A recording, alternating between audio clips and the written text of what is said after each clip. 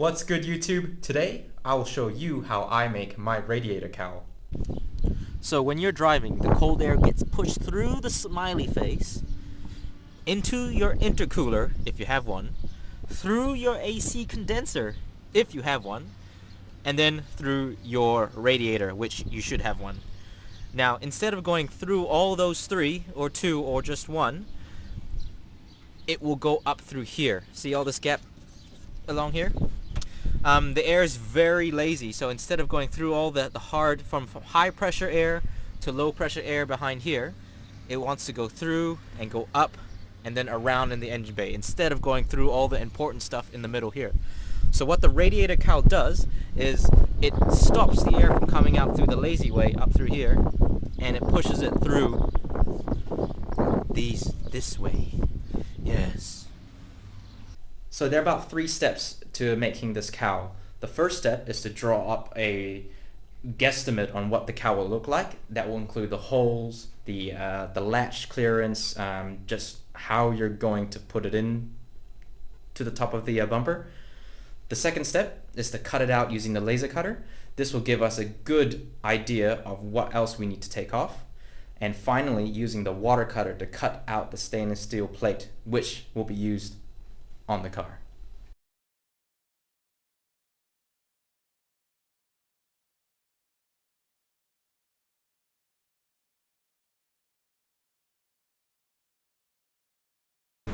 Alright, so here's the laser cutter.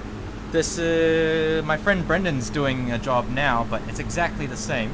You load the program onto this thunder laser, put it in. It's a DXF file, and you specify what kind of cut you're doing, the strength, the power. Actually, no, they're the same thing. The power and the speed, and then you download the program into the laser cutter, and it just does its thing. This in my hand is a rough estimate on the laser cutter on what I think it's gonna look. So if we put this in here, oh nope, wrong way. This side, push it through the hood latch. There. So it's about right. This is probably the 5th go that I had cutting it out. The main things you want to clear is the this rubber bump stop for the hood, this plastic little dimple thing here that I'm not too sure what's for, the hood latch obviously, and the other rubber bumper, other hood bumper. So that's how I cut the paper template. I had to do it a couple times because I got some of the circles in the wrong places, but after about, the 5th or 6th version, it was spot on. So, onto the water cutter. What did we cut it out with? This one. Or Ali. Ali's way lighter for the same. Is it? Yeah. Well, okay. Like what about this guy? This guy here. So much lighter. This is Ali, isn't it? No, this is all. No, this is all stainless. Maybe. See how light that Oh, is? baller. Okay, let's use this. Okay, so what we're doing now is loading up the water cutter with our material. We decided on an aluminium instead of stainless because it is lighter, and There's no free stainless that fits. there are no material in here that fits our slam panel. So we're just gonna load them up and you can watch us.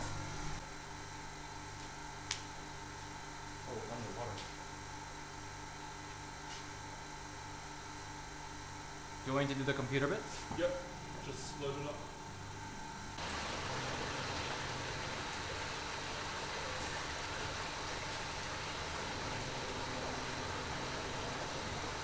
I'll just hold it.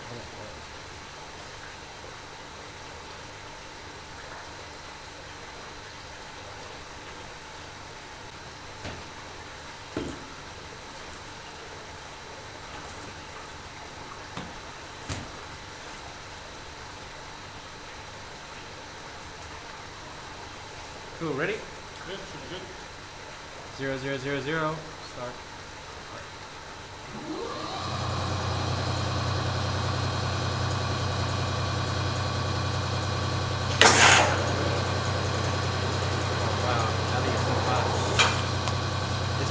initial Very good sound. That's what I enjoy having them on the other end.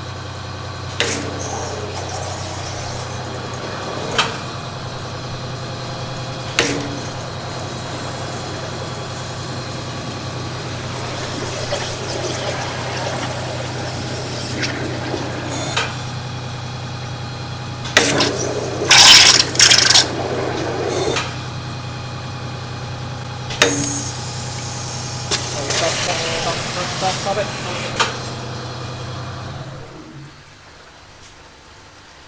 How come water came out? Because it Oh, it's- sucked it back up, yeah. so we're gonna fix it again.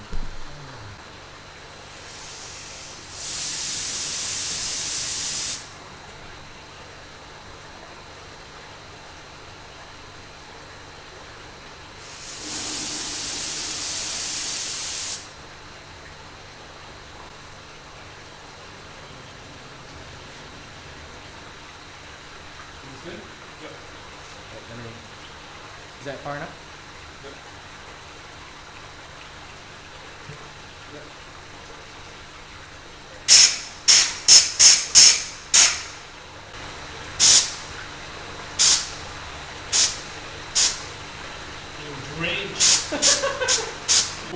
That hole's not cut. So you reckon go back up higher? But no, I started up Nah, here. look, the whole thing's moved. Go over there, son.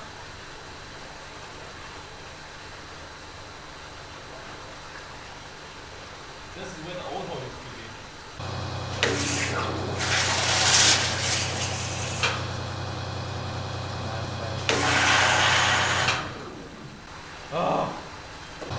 See the brown, like it's clear. And it's Stop it. Come on, man. just watch that tube.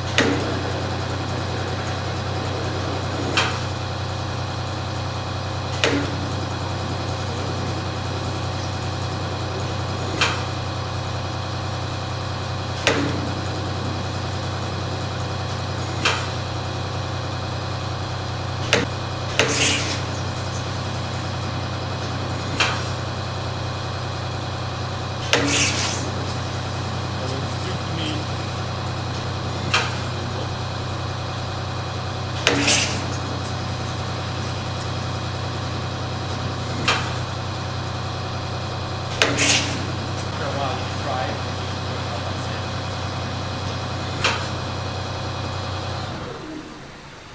Goodness. Check it out. Intense. Oh, let me raise it.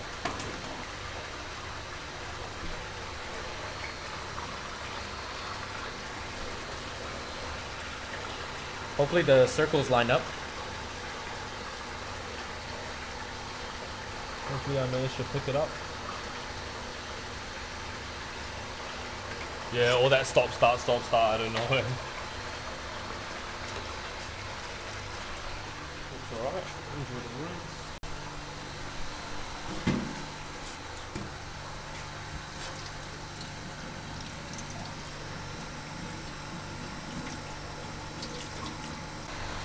You feel how light that is though? Oh, that's Basic and business very standards, light. Yeah.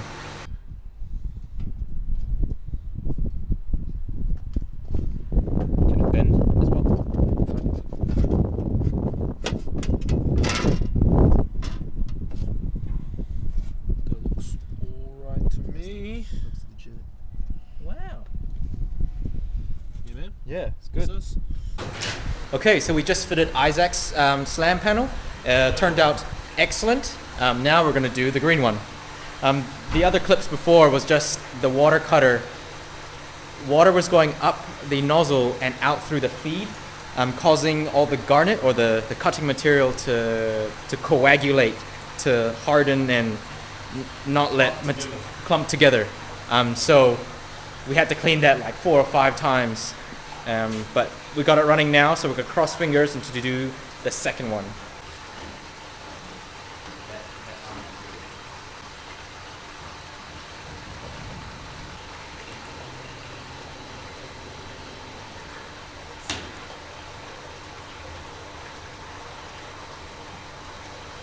Maybe we're gonna be like expert in changing cam belt, expert in this. Okay, starting.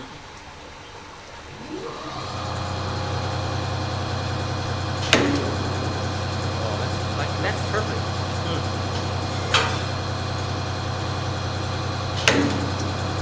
Oh. See a little bit? You see it kind of. Wait. Oh, there on the Do you start. see? Yeah. But as long as you can see that brown. Yeah. It's smooth.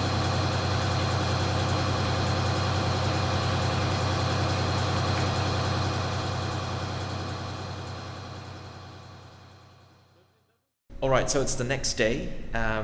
Yesterday went on a bit longer than we thought because we had to do a couple rounds. But today we're going to be sandblasting the radiator cowl and then painting it and hopefully installing it. So the reason why I'm wanting to sandblast it is that you can see some small imperfections in the top, and on the bottom I just wet sanded it after the water cutter. So blasting the top and a little bit on the bottom before painting it.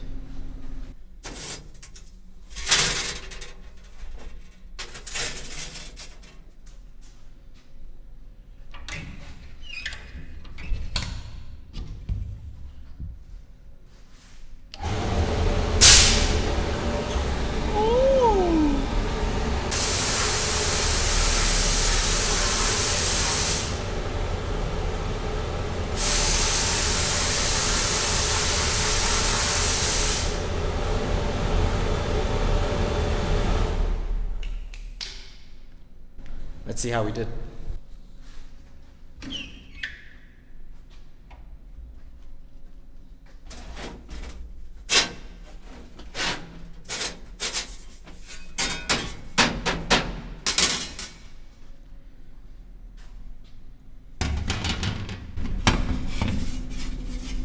Looks a little better, but this guy is still here, so maybe we can't get rid of it. But it does give off a sparkly, sort of like a textured feeling. So I might just go ahead and put it back in and do a bit more, because some of it's a bit more rougher than the others.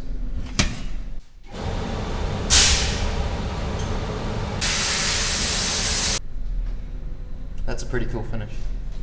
So now that we're back home, we'll put the radiator panel onto the bumper. Mark out the holes so that we can drill them. Put it in there, slide it down. Excellent. Mark out these holes for drilling.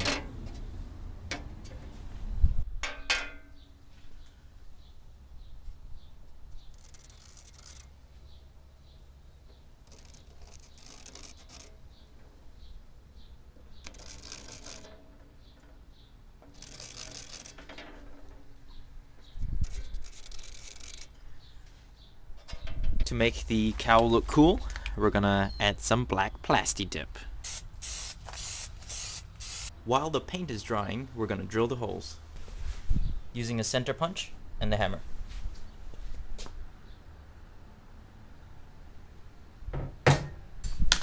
Start with a small drill bit first, and then moving on to the big one.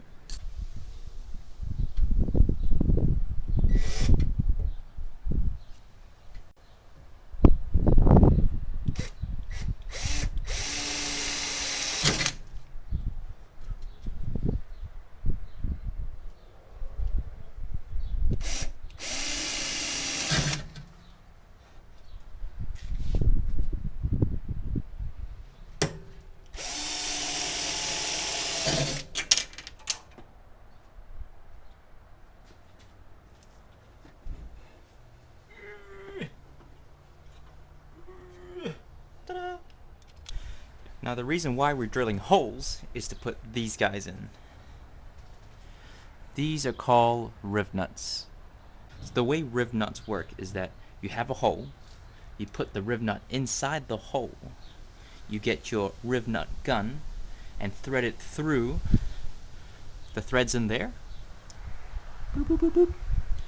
And then you pull, you squeeze the trigger, and what that does is it collapses between this part of the nut, the flange, and the threaded part.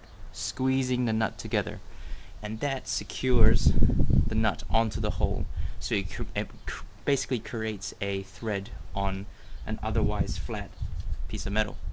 So by drilling a hole specific to the size of this M5 riv nut, we are creating a thread on a thin piece. So it fits in just nice. Now the reason why it is not going all the way through is because this last bit we actually push it down to lock it in. So before we do that, I'm going to put some silicone in there so it doesn't rust, and hopefully that is enough for it to seal it from the elements. Ultra blue gasket maker, same thing.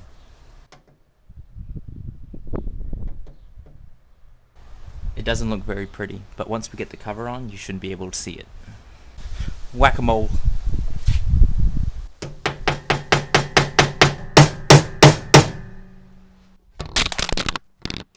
Okay, so all of them are in.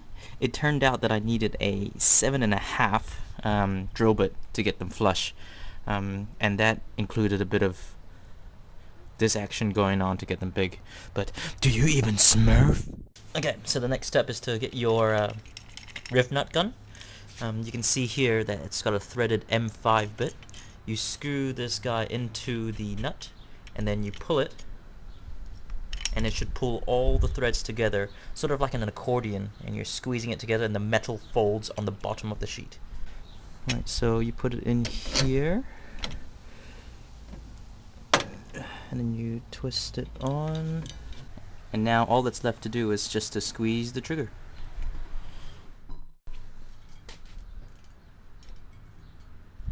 You can't really tell, but the inside is a bit squished, so that guy won't move.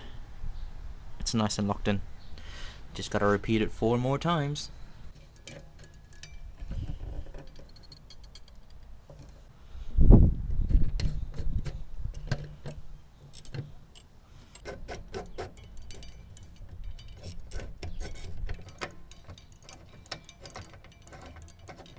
Right, so the paint's finished drying. It looks super awesome.